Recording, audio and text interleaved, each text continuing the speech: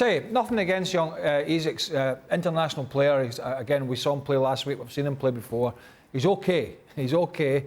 I don't think he's ever going to be a superstar, but he might be a decent player. But oh my God, the Premier League should be called It's the You've Won a Watch League. Mm-hmm. You've won the lottery, the big bonanza league. This is what it is now. No wonder everybody wants to come to the Premier League, whether you're already in England, whether you're Scottish, Irish, Welsh, or from South America or continental Europe.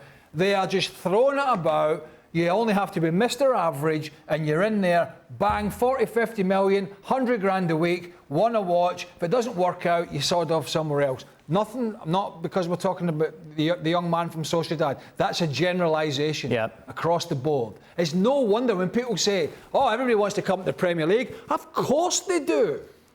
They don't all want to come because going to Burley last year, going to the Norwiches, travelling to Bournemouth, all these sort of games, they don't want to come for that. They want to come for the money. And when you see the money that's been dished out, how long can this last?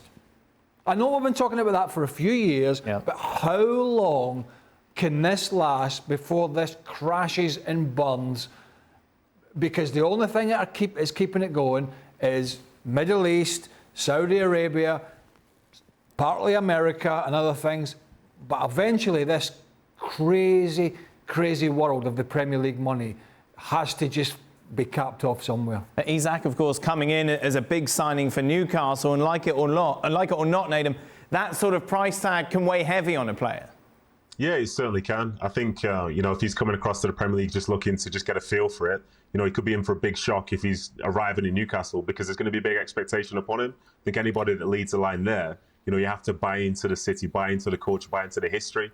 As you walk towards the stadium, seeing statues of Alan Shearer and stuff like that. So, even though you're not going to be Alan Shearer, they almost kind of want you to have that sort of impact and want you to buy in, to be feeling the true passion of being a Geordie as such. But at the end of the day, the fee itself, it's not the figure that he put on himself. It's the fee that Newcastle decided to agree with his other clubs. So, it's going to be a tough spot to be in. There's going to be lots of expectation, especially given the fact that for them, they do feel like they are progressing and they are getting better. So is he going to be another piece to this in terms of their quest for success? I think the fans will believe so. I think Newcastle will believe so as well. So for somebody who's essentially, still potentially not hit his ceiling quite yet, he's going to have to go. He's going to have to buy into it. He's going to have to work hard and realise that the Premier League is at times very, very different to La Liga. But with the attributes that he has, and if they've got the right infrastructure and the right manager in play, there's no reason to see why he can't be successful. What does this mean for Newcastle going forward this season, Shaq? I think Newcastle have to be aiming to finish in the top 6 and get into one of those European places, even if it's the Europa League or Europa Conference League. Given some of their struggles over recent years, I think that will be a wonderful achievement.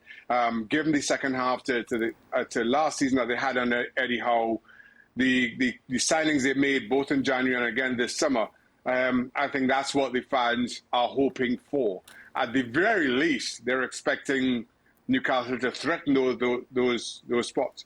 Thanks so much for watching ESPN on YouTube. And for more sports highlights and analysis, be sure to download the ESPN app. And for premium content and live streaming, subscribe to ESPN Plus.